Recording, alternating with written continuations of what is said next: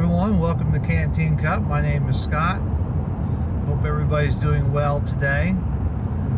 Yes, I am driving. I have just finished up the last of my contractual obligations to other people, and I am heading back to the hacienda to go into lockdown. We have been ready. However, this work I'm doing today was initiated last week, and so I had to finish it up. We are getting ready. When I go home, I'm going to stop. I have to pick up a prescription for my daughter, and I'm going to top off my gas tank, and I'm going home to stay. I got plenty of work there to do. Lots of hinky things going on today. Wanted to take a few minutes and talk about it. The U.S. and Canada have mutually agreed to close the border for non-essential travel. Very interesting.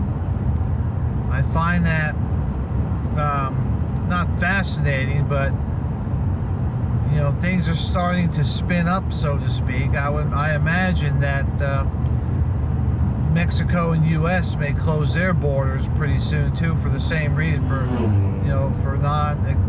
non-essential travel. If Mexico doesn't agree to it, the U.S. may do it anyhow, because you've got lots of people coming through there, and who knows what they have. It's not, some people may say that's not racist, or it is racist. It's not racist, it's self-preservation. We are trying to protect the American people. Now is the time to exercise common sense.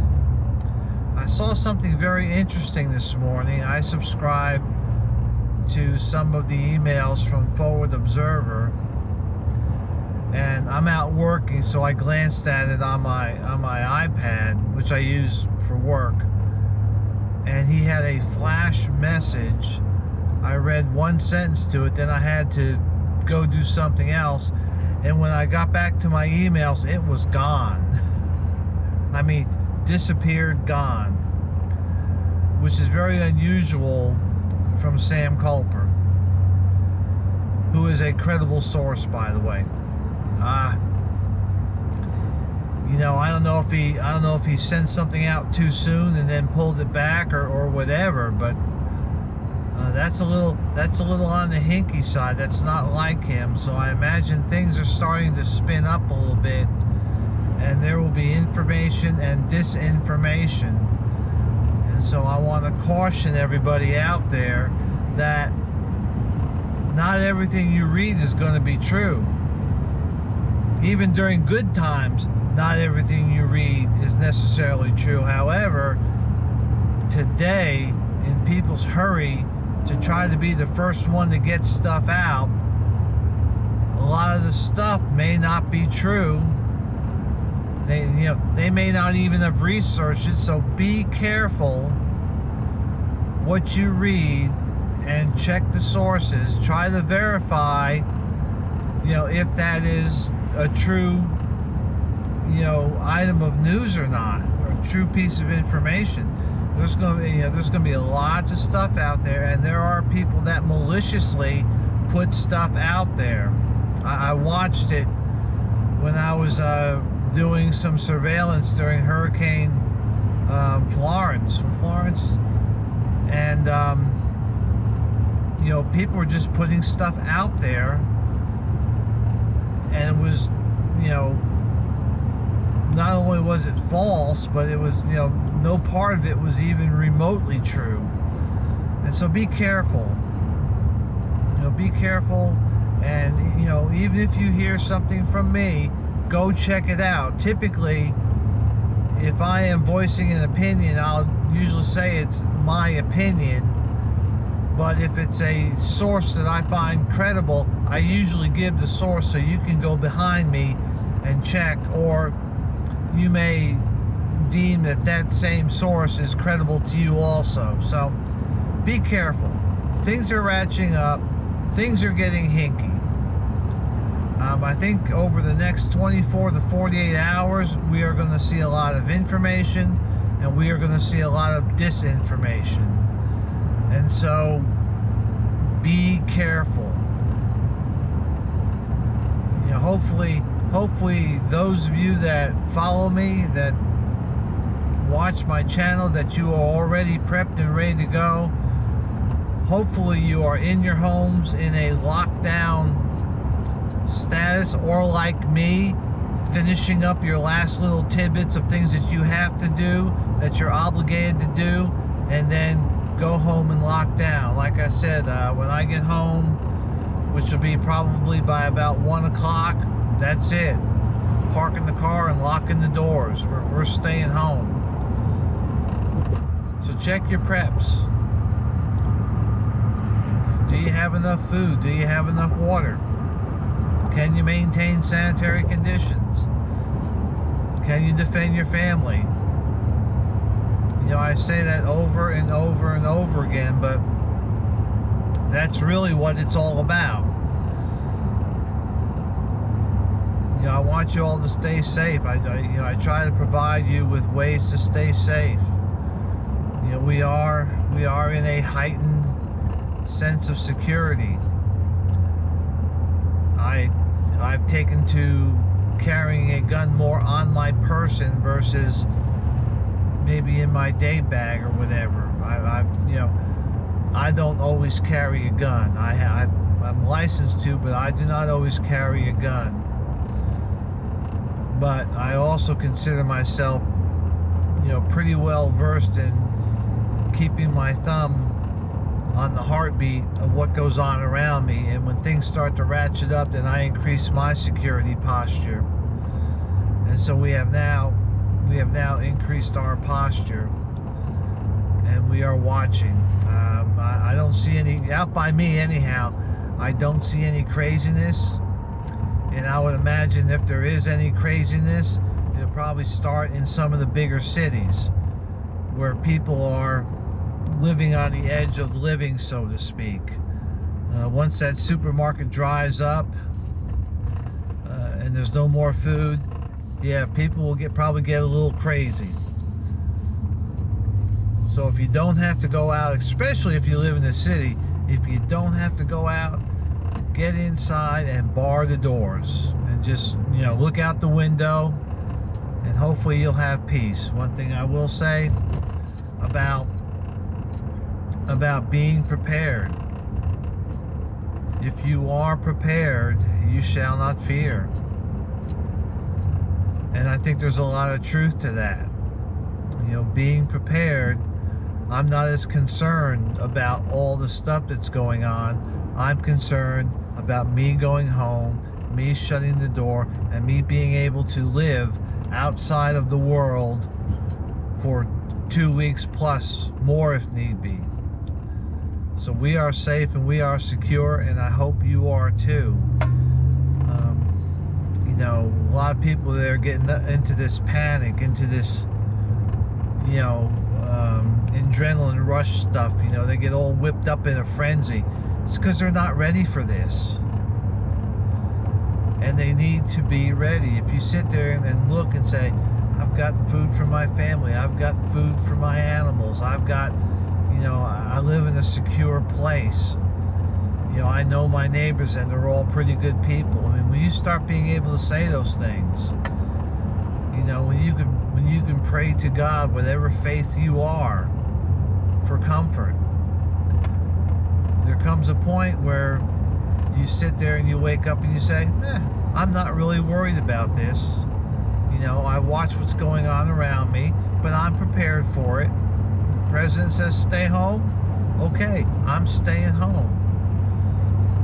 You know, you should put yourself in a position where you can flip the switch. You know, president said, I guess it was yesterday, said stay home. And so I, you know, looking through that, I said, okay, I can flip the switch. I have one more little chore to finish. I've gotten rid of the rest of my work, and I'm staying home. And everybody Everybody that's preparedness minded or preparedness oriented should be able to do that. You should be able to flip the switch at any moment. I'm not saying like for a year or anything, but you know, for a couple of weeks to a month, maybe even 2 months, you should be able to say, okay, I've got enough resources to stay home for 2 months and not worry about anything else. You know, I'm driving down the road here on my way to the house, and this road is pretty quiet. So there's a lot of other people that are doing the same thing. So for those of you that are prepared, good for you. Take a deep breath. Go get a cup of coffee. Go get a cup of tea. Stand at your doorstep and watch the world go by. For those of you that are not prepared and survive this mess, hopefully this will be a hard lesson that you learn so that this won't happen to you next time. For those of you that are not prepared and don't make it, you have no one to blame but yourself. This stuff, you know, something like this has been coming a long time. It was just a matter of time. You know, pandemics are not new. Pandemics happen all the time. You know, it's not in this particular case, it's not that we're all revved up that it's a pandemic. It's just that in this particular case, this may be a disease or a virus that has a potential of killing a lot of people. So it's not that it's a pandemic that's dangerous, it's that it's the lethality of the virus. And I don't think we're really sure of what the lethality is of the virus. However, people are dying. I think the percentages of people dying have been overrated, because I think most of the cases are unreported because the symptoms are mild and may be confused with allergies, the cold, or the common flu, and not the coronavirus. And I think that's why we're self-isolating, or we should be self-quarantining, social distancing, because we don't know how it affects individuals. And so I was out today. I had to do a little work. I had minimal contact with other humans. And so I'm going home. I want you all to prepare. If you're not prepared, prepare the best you can. The days of preparing are coming to a close. Just this morning, or actually just last night, I got an alert saying that Nevada had closed all gaming, that's Las Vegas, at midnight last night, and that they were closing all non-essential businesses by noon today. That's in Nevada. So the seriousness of these quarantines are clicking up, and your opportunities to go get the resources you need to stay home are running out. Time is running out. Go get ready. Please go get ready. You know, you've got to help yourself. You've got to take responsibility for yourself and for your family. So that's all I got for now. Like I said, I'm gonna get home, and I've got a little work to do, and then I'm gonna start watching some of the things that I saw on my cell phone while I was out, and see if I can reconstruct some of that. But watch out. You know, be diligent and be discerning. You know, just don't believe everything. Make sure that you're getting information from credible sources. all I got. Stay safe. Stay secure. God bless you all.